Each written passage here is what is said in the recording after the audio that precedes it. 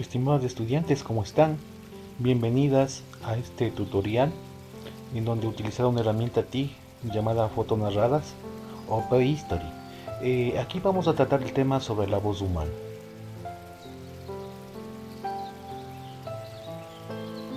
Podemos decir que la voz humana fue el instrumento más antiguo que apareció, ya que el hombre con su voz podría haber imitado algunos sonidos de la naturaleza.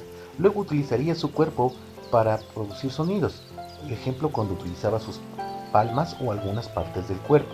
Luego aparecerían otros instrumentos como los de percusión, los de viento y los de cuerda. ¿Qué es la voz? Podemos decir como un concepto muy sencillo que la voz es el sonido que poseemos algunos seres vivos de nuestra creación. Nosotros los seres humanos utilizamos mucho la voz y hay que cuidarla mucho. En la educación inicial tratamos de que los niños cuiden su voz y puedan utilizar su voz como por ejemplo las actividades del canto. ¿Por qué es importante nuestra voz en nuestra vida? Es importante porque con nuestra voz podemos comunicarnos y esencialmente todas las personas del mundo utilizamos nuestra voz, tal vez en algunos idiomas, para poder comunicarnos con los demás. También tenemos que tomar en cuenta que la voz es un elemento muy importante que se puede utilizar en algunas profesiones, como por ejemplo cuando tú eres una persona que trabaja con la voz. Los maestros trabajamos con nuestra voz, porque nosotros tenemos que estar hablando de nuevos conocimientos y conocimientos para nuestros estudiantes, y todo esto lo hacemos mediante nuestra voz.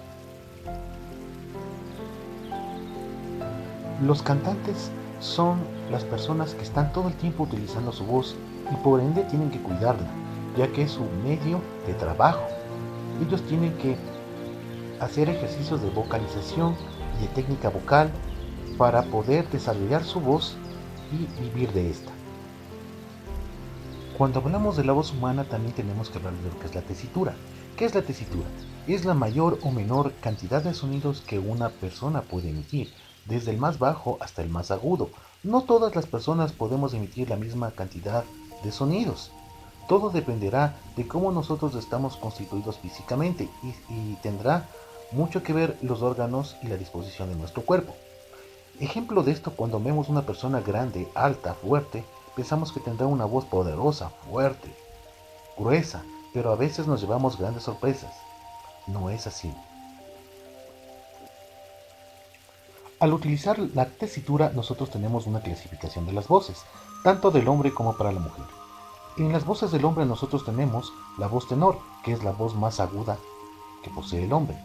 Tenemos también la voz barítono, que es la voz intermedia, y la voz baja, que es la voz más grave. En cambio, en las voces de la mujer tenemos la siguiente clasificación. La voz más aguda se llama soprano, la voz intermedia se llama mezzosoprano y la voz más baja o grave se llama contralto. Nosotros tenemos que utilizar estas voces cuando hablamos, por ejemplo, de ensambles vocales o corales. Esto es muy importante porque nosotros podemos distinguir qué personas pueden ser o utilizadas dentro de los coros según su clasificación de la voz. ¿Cómo se produce la voz?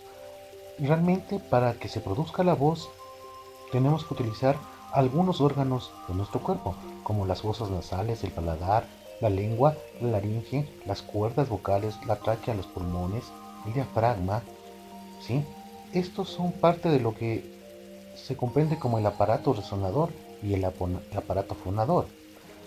Aquí nosotros, para producir la voz, tenemos o nos debemos a dos tipos de respiración.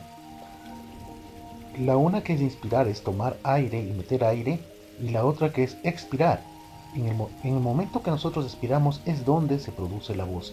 Los dientes, por ejemplo, la lengua, los labios, hacen que se entiendan lo que nosotros decimos.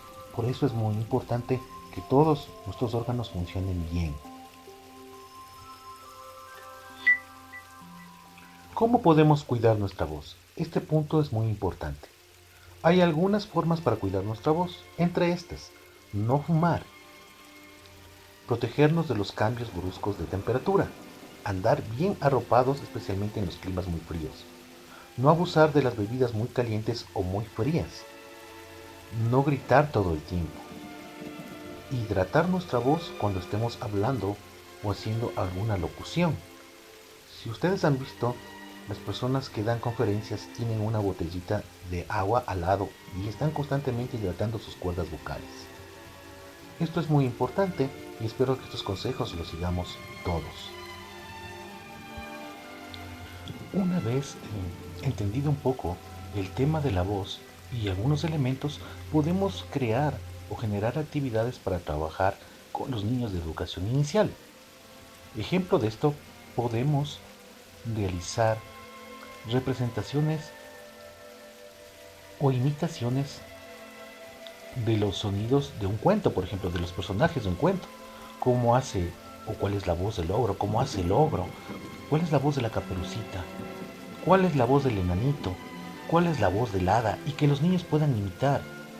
También pueden imitar a los animalitos de nuestra creación, como el perro, el gato, etc. Pero lo más importante es que al imitar puedan ellos expresar su movimiento y a la vez ellos estarían compartiendo una actividad que se transformaría en un juego para ellos. Otra cosa importante, trabajar con trabalenguas, ¿sí? Con articulación, con pronunciación,